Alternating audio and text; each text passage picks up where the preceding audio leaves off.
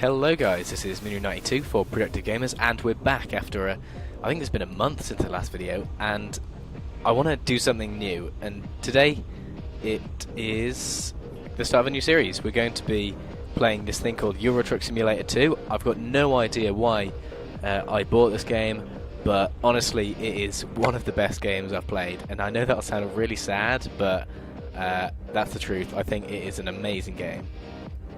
Okay, so I want to do a European tour. So we're going to start off here in Birmingham, which is where my garage is, and we're going to drive all the way. I've no idea if I'm going to go sort of down Calais, Paris, Lyon, like through everywhere, but we're going to end up in Bratislava, or at least I hope anyway. So I think what I might do is, to start with, today will just be a short episode. I want to test out some recording stuff. So if we can get to London or somewhere like that, and then we can make our European road trip start in the next episode when we get across the channel. Okay, so that's pretty much what's happening. So let's get going. Now you might be able to tell I've got a terrible voice at the moment. I've been a bit under the weather, so I'm not doing too well, but we're going to persevere and we're going to do this. So I think, Birmingham to London, that's absolutely perfect. So we're just going to get all the way over here. And I think just around the corner. And you'll probably notice how terrible I am a driver on this game. It's boring if you just follow the rules of the road. So you gotta break them occasionally, I think. Right, so let's just get past this guy and around. Now I've actually only got about 5 hours in game time before I have to rest, so hopefully that's just about long enough before to get to London in time. I think it should be. I mean, it's not that far, Birmingham isn't really. Okay, right, let's get moving. Come on. Yeah, so as I was saying, I don't know what it is about this game, but it's just so good.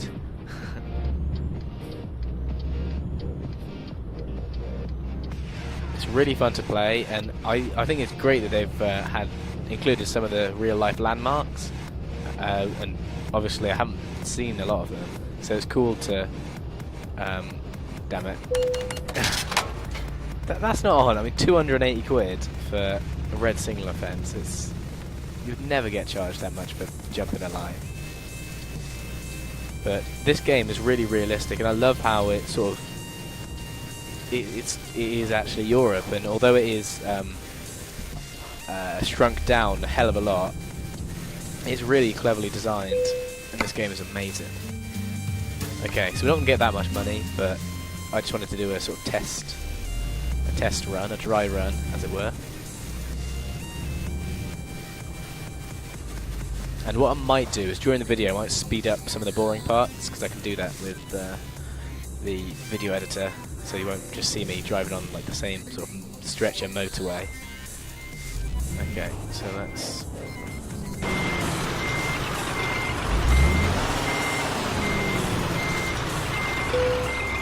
There we go. Perfect. Grabbing, I suppose you could say. I don't know. Picking up the truck. Okay, so yeah, we're going Birmingham to London on this route.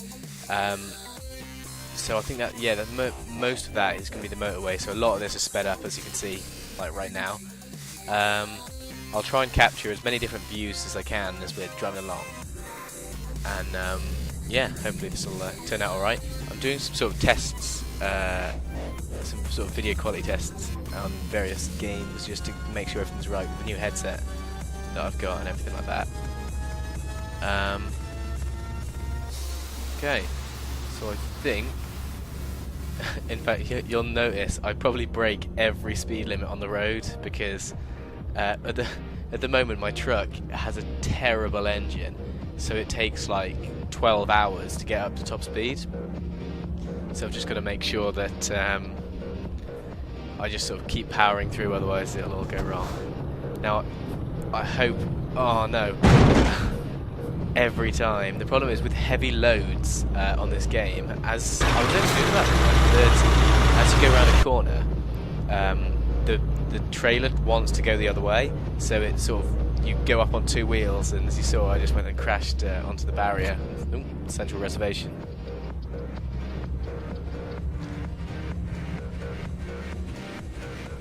Okay, so I think, yeah, we're on the motorway, and I've got this. I will point out the audio recording for this sort of section is not actually live. It was too difficult to try and get everything working at the same time, and so I'm working off a preview of the video, and it's really hard to see because the resolution is terrible.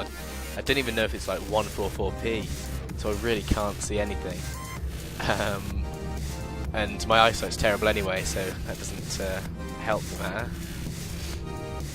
Okay, so I think the best thing about this game is just how realistic it is, and although, like I said, everything is a lot smaller, it is like all the motorways, the main motorways are there, all the sort of main, some of the A roads, and even all the roadworks on the motorway, which there is all the time.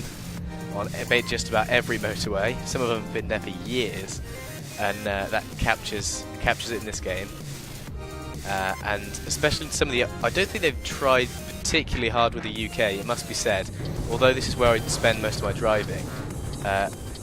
When I've gone on to Europe, you see that there's a lot more sort of in the way of assets and scenery, so you get some of the real life buildings when you get into places, and you've got contraflow, so that's an interesting point. If you ever watched Top Gear, I think it was like a European road trip or something, which is basically exactly what we're doing today. It was Clarkson went and lost because of the contraflows would go through France, and so obviously that's not changed, because heading towards Geneva in the Alps is exactly what you'll find, and it's really cool because just as you're about to go into the Geneva tunnels, I think is it Geneva? I don't know, but just as you're going through there, you got to swap onto the other side of the carriageway, and it is just like real life, and I find that really quite amazing. Okay, so we're just gonna try and overtake all these cars at what looks to you like probably about 200 miles an hour, but really I think it's only about 50, 55. Trucks, I think, are limited to 56, but like I said, I don't often reach that unless you're on the motorway, because the engine in this truck is just horrendous.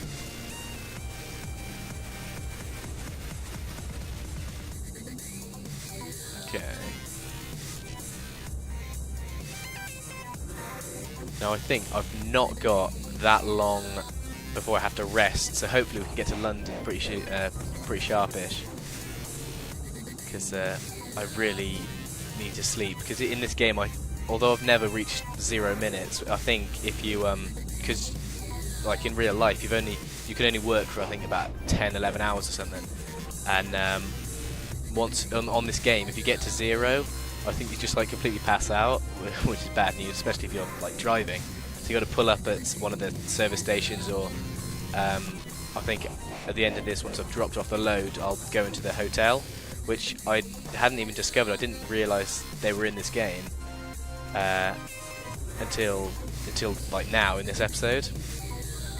And yeah, I've had this game for a year now, but certainly worth getting. You can get it on Steam at the moment. I think it's pretty cheap, and I would not be surprised if it comes up in the Steam Christmas sale, so watch out for that. Otherwise, you can pick it up if you're in the UK. I think I got mine from PC World, sponsor. And yeah, I only got it for about 10 quid. I think they sell, the standard retail price is about 25 quid, so that's about 40 euro, 40, it's not even that, it's about 30 euros or $40. But really, if you shop around, you can get a really good deal on this.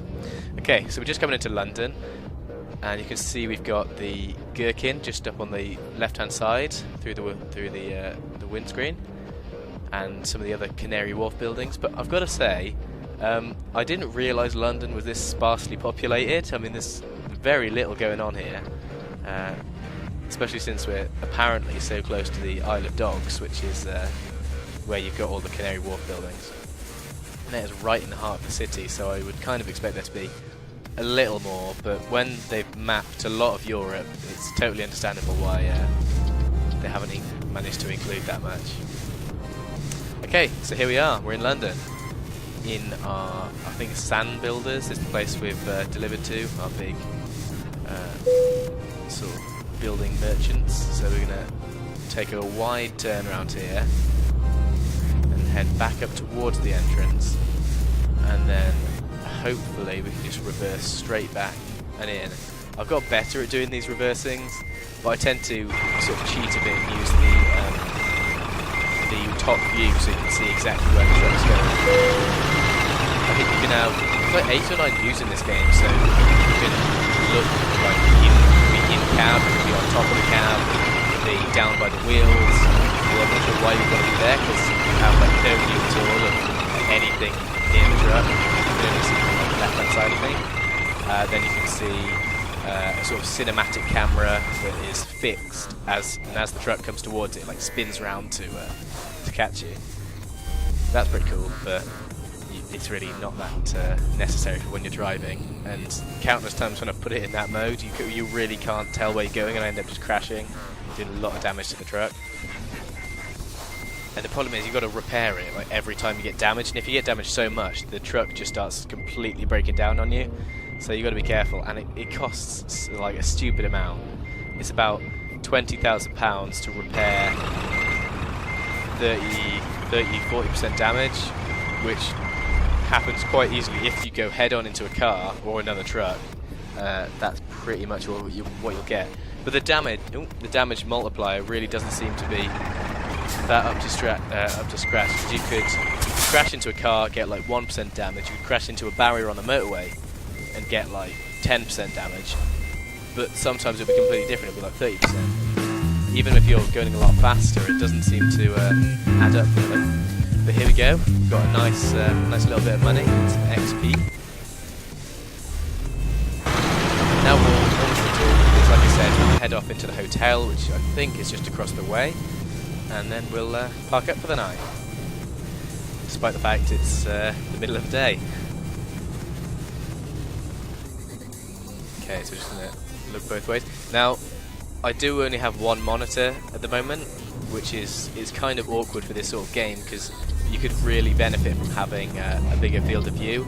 And at the moment I think one monitor gives you about 45 degrees, so that is literally like the front, and that's it. You can't see anything going on the sides, so you've got to use a mouse and look around and then reset everything. But I think I'll invest in another monitor so I can have both views, and then that'll be really cool. Okay, well we're pretty much here. We're going to park up. Thanks ever so much for watching, and I'll see you next time. Bye!